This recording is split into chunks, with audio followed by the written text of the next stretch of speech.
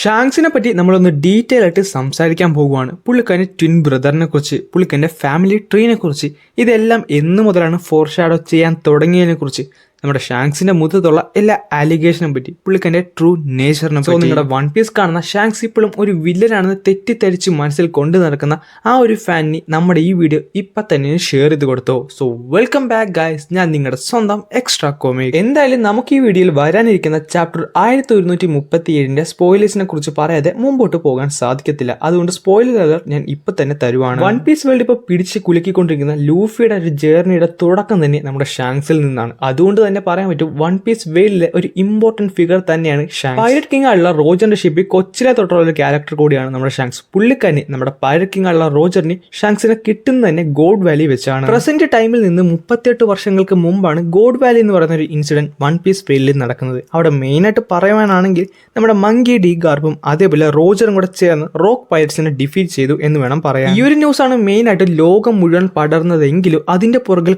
കുറേയധികം കാര്യങ്ങൾ ഒളിഞ്ഞു കിടപ്പുണ്ട്. അവിടെ ഒരു ഹണ്ടിങ് കോമ്പറ്റീഷനാണ് മെയിൻ ആയിട്ട് നടന്നത്. അവിടെ തന്നെ കുറേയധികം വേൾഡ് നോബിൾസും കുറേയധികം സ്ലേവ്സും ഉണ്ടായിരുന്നു, കുറേയധികം ട്രഷേഴ്സും ഉണ്ടായിരുന്നു. നമ്മുടെ കാവുയുടെ ഫ്രൂട്ടും കുമയുടെ ഫ്രൂട്ടും എല്ലാം അവിടെ നിന്നാണ് കിട്ടുന്നത്. എന്നാൽ അതിന്റെ കൂടെ ഒരാളും കൂടെ ഉണ്ടായിരുന്നു, അത് സൺ ഫിഗർലാൻഡ് ഗാർലിംഗ് ആണ്. ഇത് കൃത്യമായിട്ട് ചാപ്റ്റർ 1095 കാണിക്കുന്നുണ്ട്. ഷാങ്സിന്റെ ഗാർലിംഗിന്റെ രൂപസാദൃശ്യം കണ്ടപ്പോഴാണ് അവർ അച്ഛനും മകനും ആകാനുള്ള ചാൻസ് കൂടുതലാണെന്ന് മനസ്സിലായത്. അതേസമയം തന്നെയാണ് ആ ഒരു ചോദ്യം മുന്നോട്ട് വരുന്നത്. ചാപ്റ്റർ 907 കണ്ടത് ഷാങ്സ് തന്നെയാണ്. അന്ന് വരെ ഷാങ്സ് ആണെന്നും പറഞ്ഞിരുന്ന എല്ലാവരുടെ മുമ്പിലേക്ക് മറ്റൊരു ചോദ്യം കടന്നു വന്നു. അത് ഷാങ്സിന്റെ ട്വിൻ ബ്രദർ ആയിരിക്കും. അതെ, ട്വിൻ ബ്രദർ, ഷാങ്സിന്റെ ഈവൽ ട്വിൻ ബ്രദർ. അങ്ങനെയാണ് ഷാങ്സിന്റെ ഈവൽ ട്വിൻ ബ്രദറിന്റെ തിയറിക്ക് കുറച്ചുകൂടെ ബലം കിട്ടിയത്. 1072 നമ്മുടെ ഫിഗർലാൻഡ് ഗാർലിംഗ് ആദ്യമായിട്ട് അപ്പിയറൻസ് ചെയ്യുന്നത് നമ്മുടെ മാങ്കയുടെ അകത്ത്. പക്ഷേ എങ്കിലും ഈ ഫിഗർലാൻഡ് ഗാർലിംഗിനെ കുറിച്ച് അല്ലെങ്കിൽ ഷാങ്സിന്റെ അച്ഛനെ കുറിച്ച് ഓട വർഷങ്ങൾക്ക് മുമ്പ് തന്നെ പറഞ്ഞിട്ടുണ്ട്. കൃത്യമായി പറയുവാണെങ്കിൽ 635 ചാപ്റ്ററിന് മുമ്പ്, ചാപ്റ്റർ 434 ഷാങ്സും വൈറ്റ് ബീഡും കൂടെ കാണുന്ന ആ ഒരു സീക്വൻസിന്റെ അകത്താണ് അത് മെൻഷൻ ചെയ്തിട്ടുള്ളത്. ഷാങ്സിനെ കാണാൻ നേരത്ത് വൈറ്റ് ബീഡിന്റെ ശരീരം എപ്പോഴും ഇച്ച് ചെയ്യാൻ തുടങ്ങുന്നു പറയുന്നുണ്ട്. കാരണം ഷാങ്സ് കൊടുത്ത ആ ഒരു വൂണ്ട് ശരിക്കും അത് ഷാങ്സ് കൊടുത്തതല്ല, പകരം ഷാങ്സിന്റെ അതേ മുഖമുള്ള പുള്ളിക്കാരന്റെ അച്ഛനായിട്ടുള്ള സെന്റ് ഫിഗർലാൻഡ് ഗാർലിംഗ് 38 വർഷങ്ങൾക്ക് മുമ്പ് ഗോഡ് വാലി വെച്ച് വൈറ്റ് ബീഡിന് കൊടുത്ത ആ ഒരു സ്കാർ ആണ്. ഷാങ്സും വേൾഡ് ഷാങ്സിന്റെ ട്വിൻ ബ്രദറും വേൾഡ് ഗവൺമെന്റുള്ള മീറ്റിംഗ് ചാപ്റ്റർ 907 നടന്നപ്പോൾ കുറേ ആൾക്കാർ വന്നിരുന്നു.